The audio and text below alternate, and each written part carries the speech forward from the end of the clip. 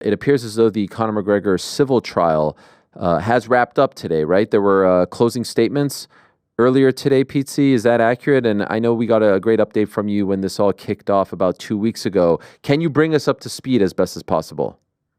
Yeah, well, obviously, I mean, even today, I think the closing statements from both sides went on for 6 hours, so it's a very complicated thing to put a bow on. But today, McGregor's lawyers started the day, and they were just imploring the jury not to take any kind of prejudices they may have for McGregor.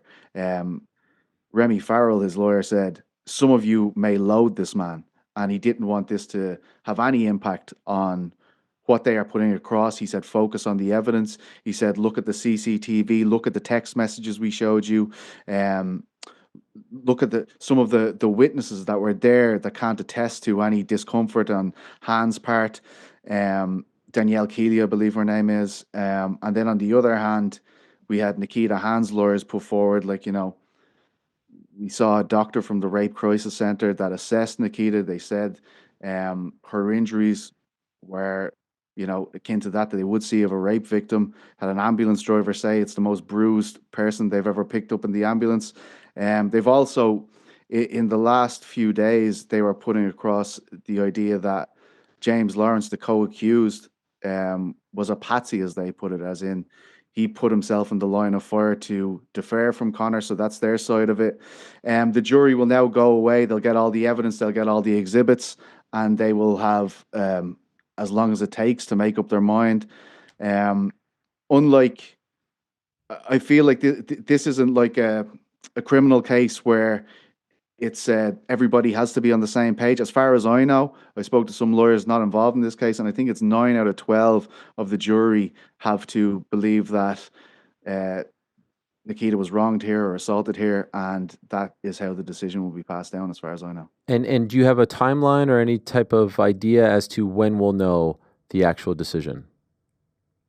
I can only go off what I've been told by lawyers. They expect the decision to be in the next 2 days. Oh, wow. From the so And with all of this coming out, what has been the sort of, you have your ear to the streets, you consume all of this stuff, you're talking to people. What has been the reaction to all of this coming out? it's just incredibly polarizing. Yeah.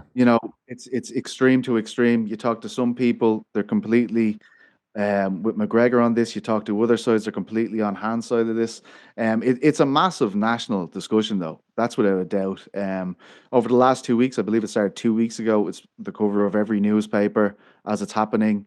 We've got a general election coming up here now, and I'm sure it's going to be rivaling them for column inches when this is all decided. So it's been a really, really huge story. I can't stress that enough, and the emotion attached to it is palpable too. And worth mentioning once again, what's at stake here is essentially monetary damages, right?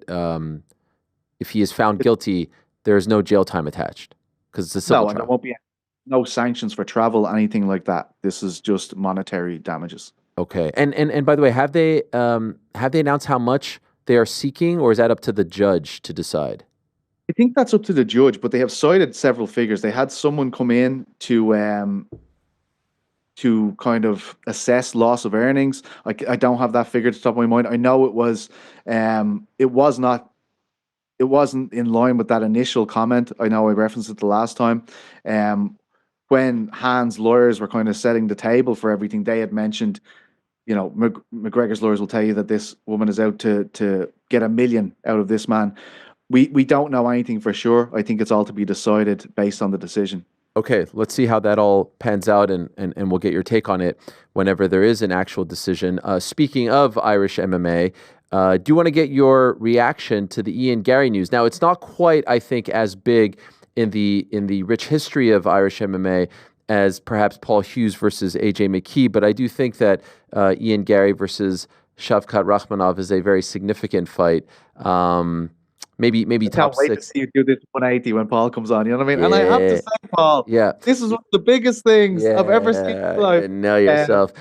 Your reaction to Ian fighting a week earlier, right? He was supposed to fight December 14th against Joaquin Buckley. Obviously, the Bilal Muhammad versus Shavkat Rakhmonov fight falls through. Shavkat says, I want to stay on the card. Give me an interim fight against the likes of Ian Garry or Kamaru Usman. In the end, no interim title fight, co-main event. He gets to stay in the States and fight. He gets a payday. That's great. Ian fights a week earlier. Number one contender fight. Colby Covington replaces him against Joaquin Buckley December 14th. Last main event, last fight of the UFC's calendar for 2024, and really a big shakeup in the welterweight division, and maybe a moving day, if you will, in that 7-day stretch, because there's going to be a lot of activity. Your reaction to Ian taking the fight? He is a bad motherfucker. There's no doubt about that. Ian loves competition. He always has, and he's desperate to prove that he's the best in the world. I believe, actually, when we were talking about this initially, when we were thinking about who we match with Shavkat, I think we all unanimously agreed Ian would be the best fight. It's a huge step up compared to what he was getting ready for in Joaquin. That's no offense to Joaquin. It's just what Shavkat's done in the sport. I think it's an absolutely brilliant fight. And look, this will be the biggest non-McGregor win of all time if he manages to get it done. It's the biggest non-McGregor fight. It's a huge moment. And look, it's actually it's nice to be in this situation. I can remember in 2014, 2015, we were in the golden age of the sport and we never thought it was going to stop. We thought all these guys were going to be fighting for titles. Of course, that didn't happen. But right now you have Paul Hughes knocking on the door of PFL title, Bellator title, whatever way it goes. I'm not really sure which one he's going for. But and then you have Ian against Shavkat here. I think it's absolutely exceptional, and hopefully it has reverberations on the local scene here, which is in a bit of a rut, I'd say, over the last 8 years or so. This is classic lemonade out of lemons, if you ask me. I like these two fights better than what we were getting. There's a part of me, obviously Shavkat versus Bilal is a title fight, and there's intrigue there. But Shavkat versus Ian, just stylistically, forget about the stakes and all that, is a tremendous fight. It's a fascinating fight. Then when you add to the fact that they've trained together, and some footage has emerged online of them just kind of friendly sparring, nothing too intense, but just seeing them side by side is pretty cool. I love the fact that Ian has asked for this. Not a lot of people are calling out Shavkat. I love the fact that Shavkat took the fight because he's essentially putting his number one contender / title shot on the line. If he loses, he's not getting it. He's undefeated. There's a lot at stake for him. And I love the fact that this to a degree is a put up or shut up time for Ian. He's talked a big game and now he gets to prove it, and he could be one fight away from fighting for the belt already. Probably a lot quicker than a lot of people thought. And then when you add to it, we finally get Colby Covington back. We get him against Joaquin Buckley. It's a big test for Buckley, a massive opportunity for him to fight a former multiple-time title contender, a chance for Colby to get back on track against someone who is on fire as of late. I love everything about it. The one interesting little nugget about all of this was Ian continued to say that he wanted Colby in December, and what we were hearing was Colby wasn't available, that he wasn't ready, that he wasn't healthy, and here he is fighting in December, just not against Ian. I thought that was very interesting, PT. Yeah, absolutely. And I think there's a lot of people, and you can see them in Ian's comments, that have been giving Colby shit for a long time about this, and I don't expect that to stop anytime soon. But this matchup with Shavkat, look, I've already seen our friends at Red Corner MMA, Dennis, putting up interviews with guys who were on the mat when they were sparring, and he's like, "I'm pretty sure Shavkat choked him." All this stuff is going to play. Oh, it's going to be great. Ian's going to be bringing this stuff up when there are press conferences, everything like that. And look, I saw this being announced, and I saw a lot of people obviously saying, "Oh, finally, we're going to get to see Ian," put in his place by this guy. I think Ian Garry has a massive chance of winning this fight. They're two very, very different fighters. Of late, we've seen Ian operate at distance and operate in a more point scoring style, but he's so efficient with it. And then Shavkat, a lot of work on the inside, great work on the ground. I think it's a brilliant style matchup. And, I honestly think it's a pick 'em. I think it's up in the air who wins this fight. This time next year, Ian Garry could be the UFC welterweight champion. Yeah, absolutely. And I would have thought that he would, it's very rare when you're around a guy like so early in his pro career and you immediately know that he's capable of these things. Ian Garry is one of those guys, and Paul Hughes is one of those guys as well. It's just amazing to see them. going about their business exactly as they said they would. I really hope that this picks up a lot of interest in Ireland. I think that's the one thing Ian's been missing. Support from home. I think this is a massive fight. If they aren't going to get behind him on this one, I don't know what he has to do.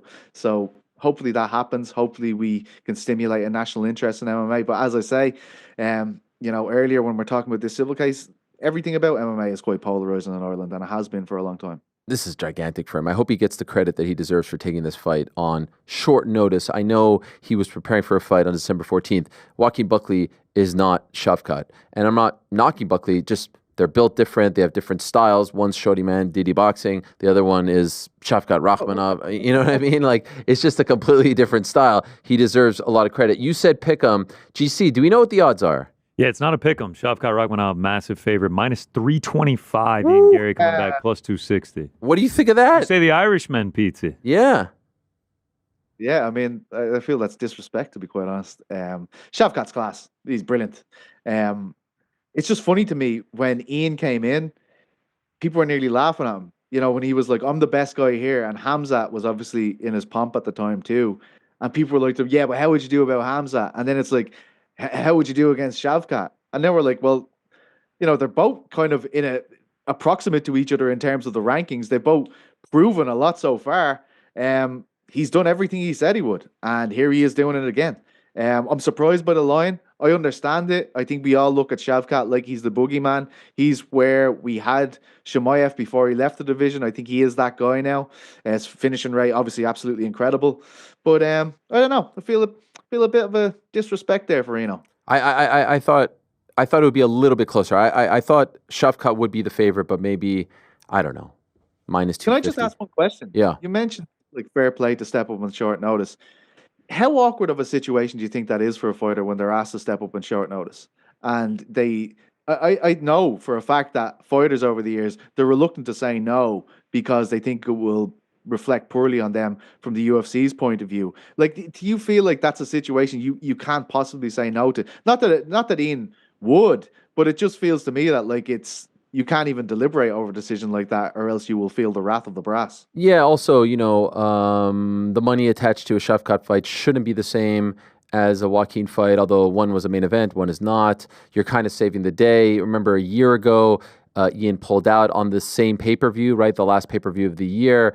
So maybe there's a part of him that wants to, do right by them. There's obviously a lot at stake. I think he's betting on himself, and I think he's making the right move. He loses to Shavkat. He dusts himself off, says, I took it on short notice, and I'll be right back in here, in a year in this same spot. So to me, it feels like a win-win. And like I said, two better fights, at least on paper, than what we were originally getting 2 weeks ago. So I love it. Thanks for watching this video. Hey, before you go, do me a favor, hit that sub button, give us a thumbs up, hit the little bell thingy as well. Leave us a nice comment or two. We appreciate you all very much.